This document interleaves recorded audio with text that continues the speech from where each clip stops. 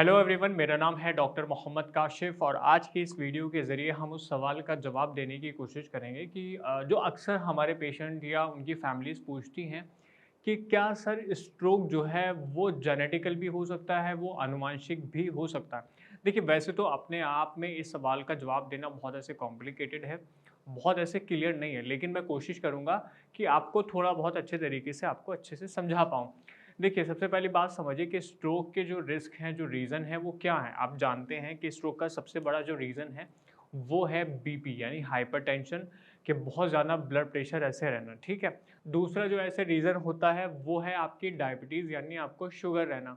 तो अगर मान लिया कि आपकी फैमिली में पहले से अगर बीपी रहा है या पहले से अगर शुगर रही है, तो उसकी वजह से वो बीपी या शुगर आपको रहे। या इसके अलावा तीसरी एक और चीज़ होती है कि आपको साथ में आपकी नसों की कोई बीमारी रही हो, आपकी वेसल्स की कोई बीमारी रही हो, तो वो अगर आपकी फैमिली में रही है तो उसके में भी हो सकता है कि साथ में वो आपके भी अंदर या किसी और जनरेशन में वो चीज़ जाए। अब यही वो चीज़ें हैं जिसकी वजह से जो है स्ट्रोक सबसे ज़्यादा ऐसे देखा जाता है। मान लिया कि किसी का बीपी बहुत ज़्यादा शूट कर गया, तो उसको स्ट्रोक आ जाता है या बहुत ऐसे कोई डायबिटिक रहा है तो डायबिटीज़ की वजह से जो उसकी ब्लड की जो वेसल्स हैं, जो शिराएँ हैं, उससे एक कि उनका जो ल्यूमेन है, उनकी जो एक तरह से चौड़ाई है, वो कम हो जाती है, ठीक है? क्योंकि उनकी मांसपेशियों में बहुत ज़्यादा क्या फैट इकट्ठा हो जाता है, चीज़ें इकट्ठी हो जाती हैं।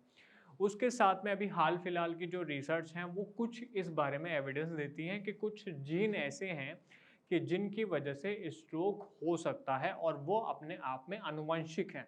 यानी इसका मतलब कि वो अपने आप में जेनेटिक हैं। अभी इस बारे में बहुत ऐसे ज़्यादा ऐसे डीप रिसर्च होना ज़रूरी है, लेकिन हाल-फिलहाल के जो ऐसे रिसर्च हैं, जो देखा गया है, तो वो कुछ जीन ऐसे हैं जो जेनेटिकली भी कहीं न कहीं रिस्पॉन्सिबल हैं कि स्ट्रोक के ऐसे केसेस के लिए सीओबीएल नाम का एक जीन है, जैसे हम बात करते हैं, आप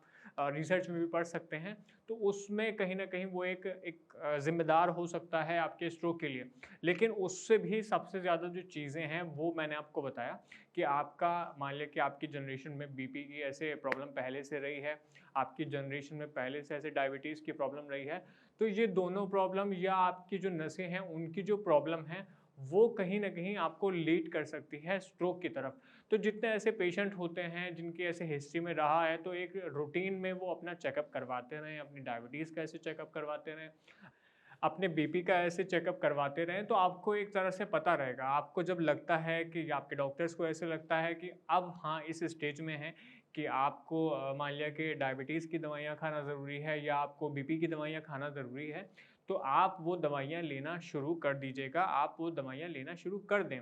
तो आपके लिए ज़रूरी है क्योंकि आपको आप जानते ही हैं कि जो रिस्क हैं, वो बेसिक यही है कि आपका बीपी ज़्यादा रहना, आपको हाई ऐसे शुगर रहना। तो जितने ऐसे लोग हैं जिन्हें लगता है कि उनकी फैमिली में ऐसी चीज़ें रही हैं, तो वो अपना रेगुलर चेकअप में रहें और अगर ज़रूरी है तो वो दवाइयाँ भी लेना शुरू करें क्योंकि यही वो चीज़ें हैं जो आपको स्ट्रोक की तरफ लीड करती हैं। मैं समझता हूँ कि आज इस वीडियो के ज़रिए जो आपका पॉइंट है वो बहुत हद तक क्लियर हुआ होगा। फिर भी कुछ पूछना चाहते हैं, कुछ समझना चाहते हैं, तो आप नीचे दिए गए नंबर पे हमें कॉल भी कर सकते हैं या कमेंट सेक्शन में लिख के हमें बता सकते हैं कि आपका जो भी सवाल है, जो पूछना चाहते हैं, हम कोशिश करेंगे कि उसके ऊपर एक वीडियो बनाया जाए या आपको हम व्यक्तिगत तौर पर उसका जवाब दें। धन्यवाद।